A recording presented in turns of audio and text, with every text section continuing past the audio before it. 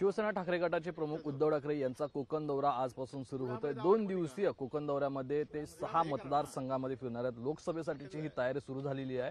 दरम्यान लोकसभेसाठी आणि विधानसभेसाठी जे उमेदवार आहेत त्यांना ताकद देण्यासाठी आणि सर्व कार्यकर्त्यांना पुन्हा एकजूट करण्यासाठी, त्यांना मार्गदर्शन करण्यासाठी या ठिकाणी उद्धव ठाकरे येतात। कसं स्वरूप असेल आणि या ठिकाणी अडचणी सुद्धा वाढलेल्या आहेत। नक्की आपण त्या अडचणी काय त्या आमदार वैभव नाईक यांच्याकडून जाणून घेऊ। सर नमस्कार, काय सांगाल? उद्धव ठाकरे आज या कोकण नगरीमध्ये येत आहेत आणि कोकणामध्ये फक्त सभा होते, मात्र एकंदरीत टीका सुद्धा होताना पाहायला मिळते। खरं तर गेल्या 1.5-2 वर्षानंतर उद्धवजींना आणि महाराष्ट्रावर जो अन्याय झाला आहे आणि ज्या पद्धतीने आमच्याशी गद्दारी झाली आहे आणि त्याच्यानंतर उद्धवजी या जिल्ह्यामध्ये येत आहेत आणि खरं तर उद्धवजींबद्दल या जिल्ह्यातील लोकांचं प्रेम आहे आणि आज लोक वाट बघतात की उद्धवजी कधी येत आहेत। त्यामुळे मोठ्या उत्साहाने लोक उद्धवजींच्या दौऱ्यामध्ये सहभागी होतील आणि खरं तर आज सत्ता आणि सत्ता संपत्ती ह्याच्या विरोधात सामान्य जनता आणि उद्धवसाहेब शिवसैनिक अशी लढाई आहे आणि निश्चितपणे ही लढाई आता आम्ही जिंकूच, कारण लोक आमच्यावर आहेत। लोकांना हा महाराष्ट्रावर झालेला अन्याय लोकांना पसंत नाही। आज लोकांचे रोजगार गुजरातकडे नेण्याचा जो प्रयत्न गुजरात सरकारने केला आणि त्यांना काहीतरी शिंदे गड असून दे किंवा भाजप महाराष्ट्रातले असून दे ती त्याला साथ देते, त्यामुळे लोक आमच्यावर आहेत।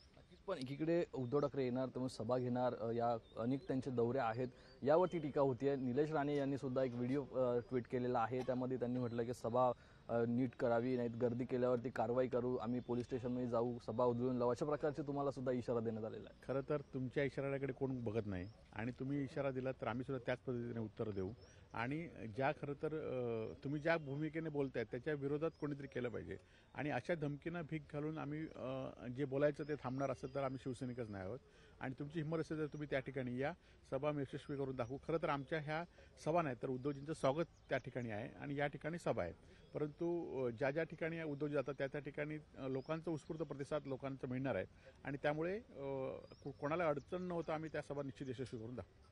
पण एकंदरीत गर्दी जमवण्याचं आव्हान आहे, त्यामुळे चौकामध्ये कुठेतरी सभा होतात असं निलेश राणे म्हणतात। खरं तर एकीकडे आपण बघितलं असाल की या सरकारच्या काळामध्ये शासन आपल्या दारी, भाजपचा कार्यक्रम, ह्या सगळ्यांना पैसे देऊन सुद्धा लाखो नव्हे कोट्यावधी रुपये देऊन सुद्धा लोक जमत आहेत। दुसरीकडे 1 रुपया खर्च न करता हजारो लोक आपल्या स्वपूर्तीने या ठिकाणी येत आहेत। हीच खरं तर शिवसेनेची ताकद आहे।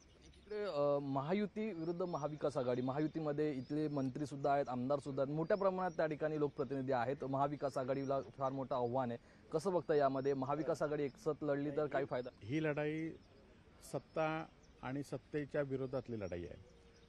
ही लढाई सत्य आणि सत्तेच्या या दोघांमध्ये आहे आणि आमच्या बाजूने सत्य आहे, आमच्या बाजूने लोक आहेत, त्यामुळे संपत्ती किती असली, सत्ता किती असली तरी आम्ही लढाई जिंकू याचा मला विश्वास आहे। कोकणातील व्यवसाय असेल, रोजगार असेल, मग बागायतदार असेल, यांचा झालेलं नुकसान असेल, त्यावरती अद्याप सरकारकडनं मदत मिळाली नाही अशा प्रकारचे आरोप सुद्धा होत आहेत आणि आता उद्योगधंदे ते सुद्धा बाहेर चालले। कोकणातील बारसूर रिफायनरीचा प्रकल्प आहे तो सुद्धा अद्याप प्रलंबित आहे, काय सांगाल यावर? नाही, खरं तर सातत्याने बघितलं असाल की जे औष्णिक प्रकल्प, जे अन्यायकारक प्रकल्प, जे पर्यावरणाला हितकारक नसतील असे प्रकल्प आमच्या कोकणात आणि इतर प्रकल्प मात्र गुजरातमध्ये, अशी जी भूमिका आहे आणि या भूमिकेवर या जिल्ह्यातले केंद्रीय आणि राज्यमंत्री दोन्ही उद्योगमंत्री आपल्या या जिल्ह्यातील आहेत आणि तरी ते हे प्रकल्प नवीन आणू शकले ही वस्तुस्थिती आहे। त्यामुळे लोकांचा रोष येणाऱ्या निवडणुकीत दिसून येईल। नारायण राणे केंद्रीय मंत्री आहेत, त्यांनी काही प्रकल्प हे कोकणात आणल्याचं त्यांनी सांगितलं होतं, याबद्दल काही प्रकल्प अद्याप आलेले आहेत का? खरं तर राणे सातत्याने गेली 20-25 वर्ष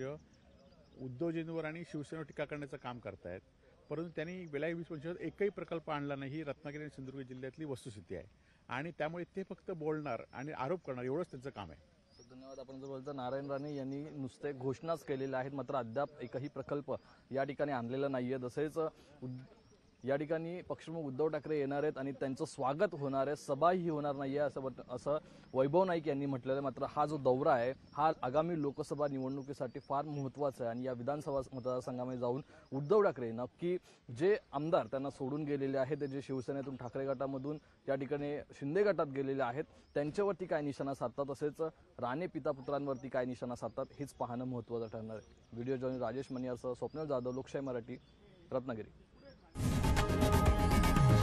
लोकशाही मराठी ऐका, पहा, जागरूक रहा।